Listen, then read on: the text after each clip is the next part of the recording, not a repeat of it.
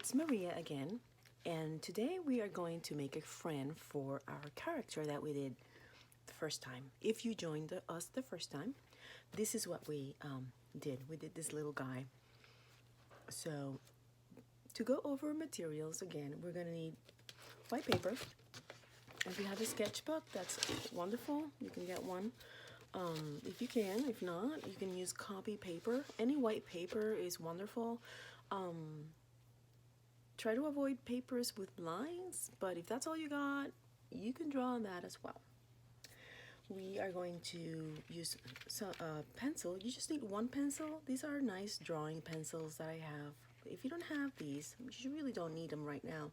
You can just go ahead and use a regular writing pencil. And then a Sharpie to outline our characters at the end.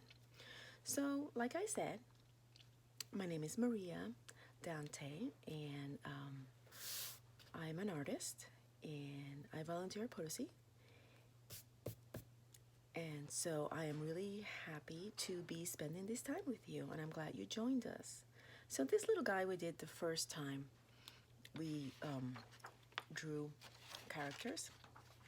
So I was thinking about him, and I thought I really wanted to go ahead and draw him a friend.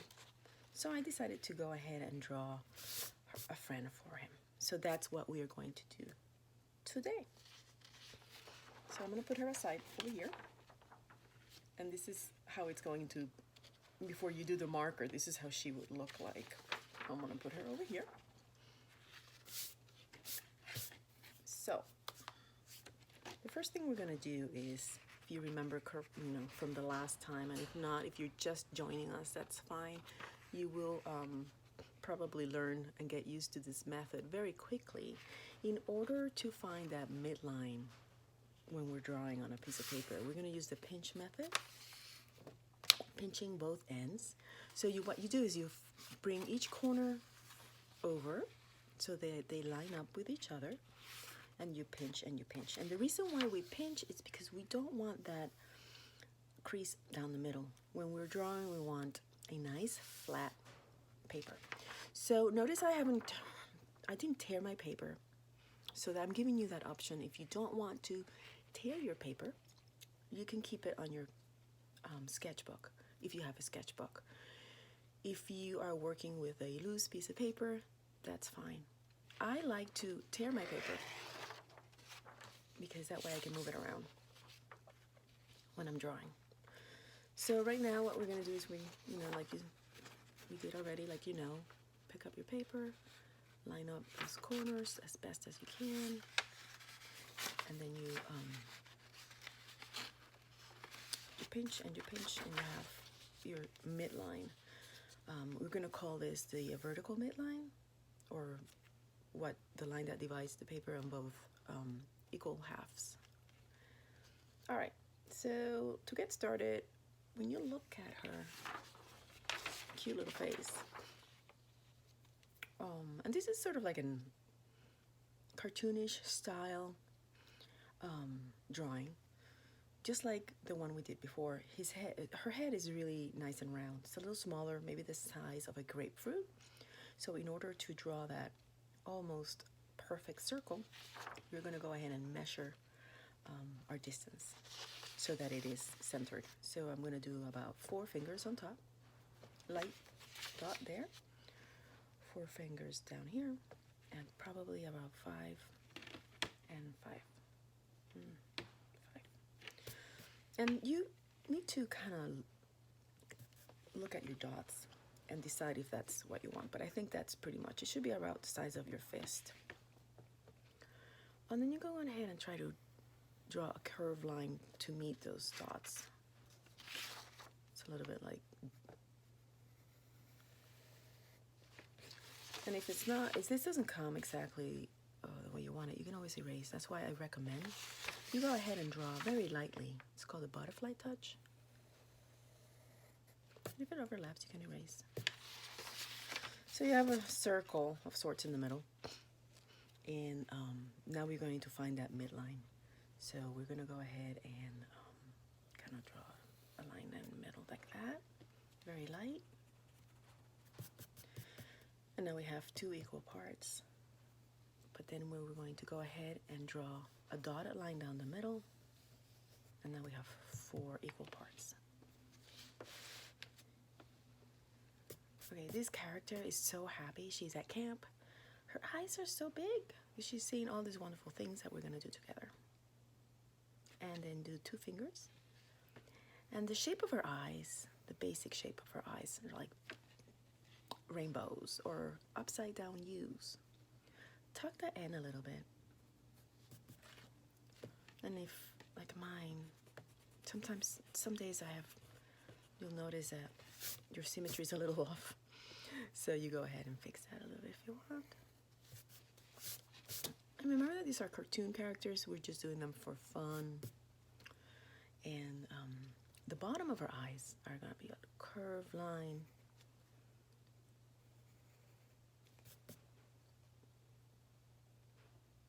Now inside, we're going to do that same shape again, the same line, but a little bit smaller. So maybe about the size of a little pinky. Go ahead and do that.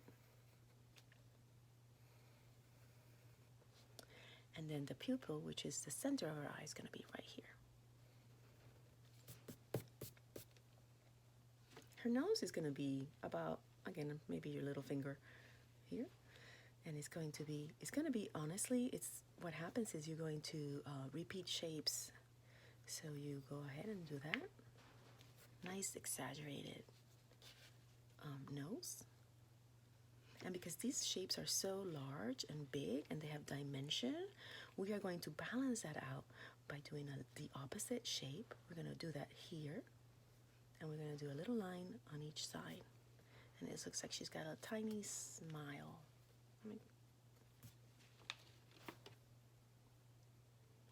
All right. So she's been out in the sun. She got little freckles going on here.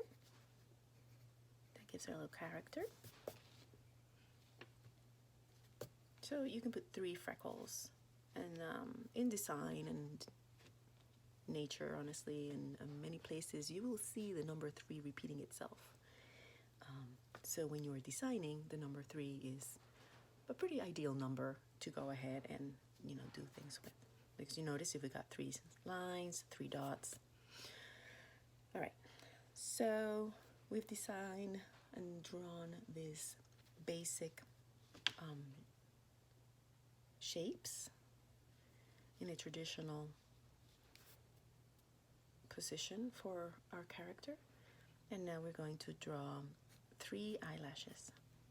The 3 eyelashes should go, let's pretend this is a clock, and if you can read the clock, that would be on this side about the number 1, and on the left side is going to be the number 11.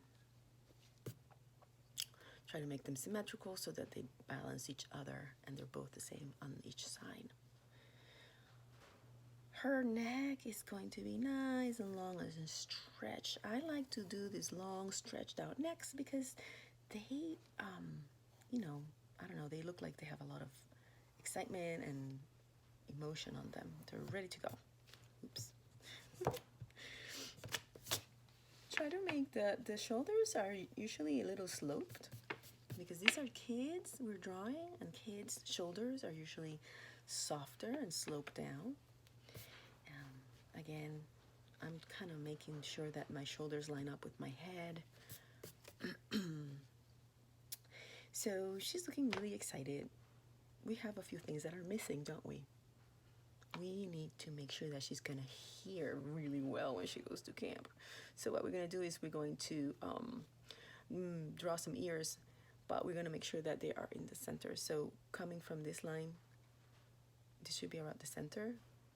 And then let's do here, a line here, and from the bottom of the nose here. And this is going to be a backwards C. Oh my, she's got some big ears. And then here, and from here, just like an invisible line. Just trace it out, put it there like that. And then you're going to draw the letter C. She's ready to hear all the good news. All right, now we're gonna do a little bit of a hairstyle on her. And we're going to go from this point all the way over. Make sure that line is curved so that it follows, it gives it a little bit more three-dimension. If you were to make it flat, it would flatten your drawing. So that's why we are curving our lines. This is a big triangle here, and then right next to it, a smaller triangle. And then from there, we're going to erase that bottom. She's been playing around. And then we're going to, again, remember to use those curved lines.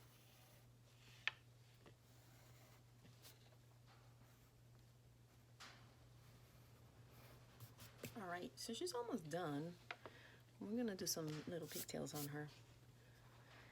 And about the size of a dime, maybe right around above her ear here, we're going to create 2 circles. Actually, not a dime. What am I talking about? That's too small. Probably the size of a raisin or an M&M if you eat those. So, or a skillet if you eat those.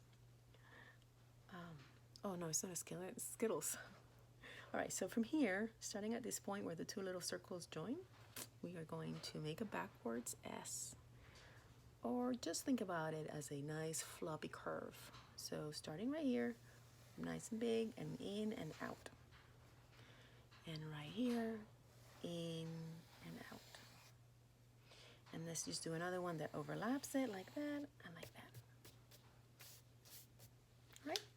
So on the other side, we're going to do exactly the same thing. Right above the ear, we're going to do a little circle, another circle. And we're going to draw the letter S. Big S. Big S. And another one. And it's okay if one's bigger than the other. That actually looks good because it makes it look, again, like it has motion. And she's moving around, she's shaking her head. So that would happen if it was movement.